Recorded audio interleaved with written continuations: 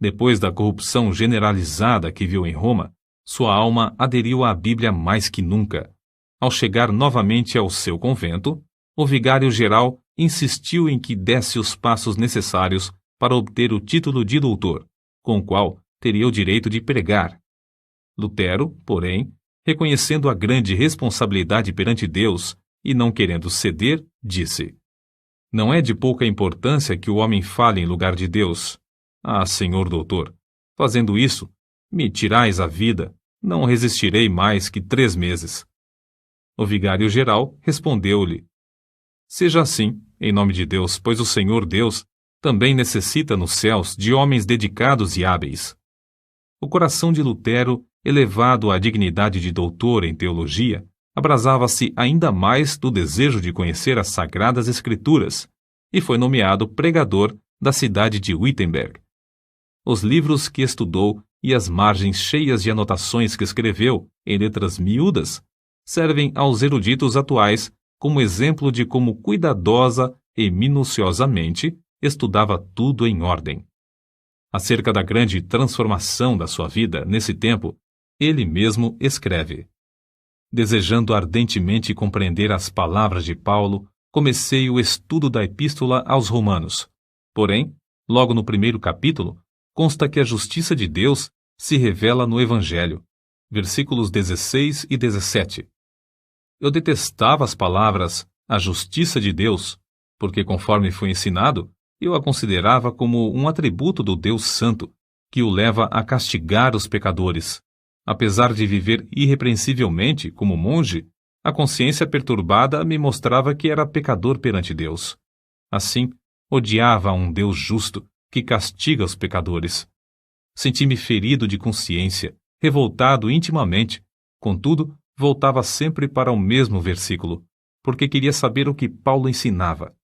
Depois de meditar sobre esse ponto durante muitos dias e noites, Deus, na sua graça, me mostrou a palavra: "O justo viverá da fé."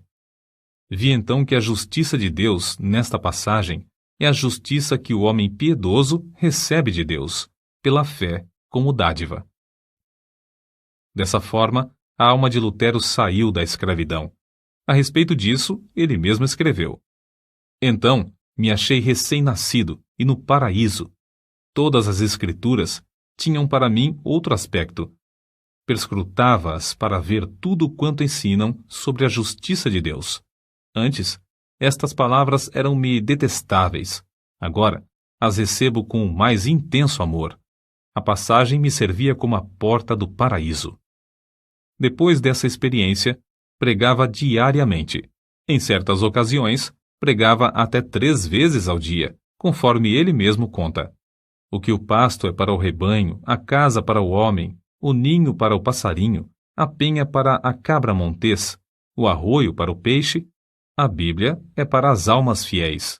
A luz do Evangelho, por fim, tomara o lugar das trevas, e a alma de Lutero abrasava por conduzir os seus ouvintes ao Cordeiro de Deus, que tira todo o pecado.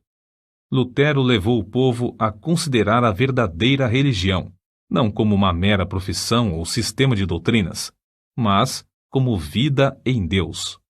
A oração não era mais um exercício sem sentido, mas o contato do coração com Deus, que cuida de nós com amor indizível. Nos seus sermões, Deus revelou o seu próprio coração a milhares de ouvintes por meio do coração de Lutero. Convidado a pregar durante uma convenção dos agostinianos, não deu uma mensagem doutrinal de sabedoria humana, como se esperava, mas fez um discurso ardente contra a língua maldizente dos monges. Os agostinianos, levados pela mensagem, elegeram-no diretor sobre 11 conventos. Lutero não somente pregava a virtude, mas praticava-a, amando verdadeiramente o próximo. Nesse tempo, a peste vinda do Oriente visitou Wittenberg. Calcula-se que a 1/4 do povo da Europa, inclusive a metade da população alemã, foi ceifada pela morte. Quando professores e estudantes fugiram da cidade, instaram que Lutero fugisse também. Porém, ele respondeu: "Para onde hei de fugir? O meu lugar é aqui. O dever não me permite ausentar-me do meu posto até que aquele que me mandou para aqui me chame. Não que eu deixe de temer a morte, mas espero que o Senhor me dê ânimo. Assim, ele ministrava à alma e ao corpo do próximo durante esse tempo de aflição e angústia. A fama do jovem monge espalhou-se até longe. Entretanto, sem o perceber, enquanto trabalhava incansavelmente para a igreja, já havia deixado o rumo liberal que ela seguia em doutrina e prática. Em outubro de 1517, Lutero afixou à porta da igreja do castelo, em Wittenberg, as suas 95 teses, cujo teor resume-se em que Cristo requer o arrependimento e a tristeza pelo pecado, e não a penitência. Lutero as afixou para um debate público, na porta da igreja, como era costume nesse tempo. Mas as proposições, escritas em latim, foram logo traduzidas para o alemão, holandês e espanhol. Antes de decorrido um mês, para surpresa de Lutero, já estavam na Itália fazendo estremecer os alicerces do velho edifício de Roma. Foi do ato de pregar em lugar público as 95 teses que nasceu a Reforma, isto é, que tomou forma o grande movimento de almas que em todo o mundo ansiavam voltar para a fonte pura, a palavra de Deus. Contudo, Lutero não tencionara atacar a Igreja Romana. Antes, pensou em fazer a defesa do Papa contra os vendedores de indulgências. Em agosto de 1518, Lutero foi chamado a Roma para responder a uma denúncia de heresia. Frederico, entretanto, um dos que o elegeram para assumir a direção dos conventos, não consentiu que fosse levado para fora do país. Sendo assim, foi intimado a apresentar-se em Augsburgo. Eles te queimarão vivo, insistiram seus amigos. Lutero, porém, respondeu resolutamente: se Deus sustenta a causa, ela será sustentada. A ordem do núncio do Papa em Augsburgo foi: retrata-se ou não voltará daqui. Contudo, Lutero conseguiu fugir passando por uma pequena cancela no muro da cidade, na escuridão da noite. Ao chegar de novo em Wittenberg, um ano depois de afixar as teses, era o homem mais popular em toda a Alemanha. Não havia jornais nesse tempo, mas fluíam da pena de Lutero respostas a todos os seus críticos, as quais eram publicadas em folhetos. O que escreveu dessa forma, hoje seriam 100 volumes. O célebre Erasmo, da Holanda, assim escreveu a Lutero: seus livros estão despertando todo o país. Os mais eminentes da Inglaterra gostam de seus escritos. Quando a bula de excomunhão enviada pelo Papa chegou em Wittenberg, Lutero respondeu com um tratado dirigido ao Papa Leão X, exortando-o, no nome do Senhor, a que se arrependesse. A bula do Papa foi queimada fora do muro da cidade de Wittenberg, perante grande ajuntamento do povo. Assim escreveu Lutero ao vigário-geral.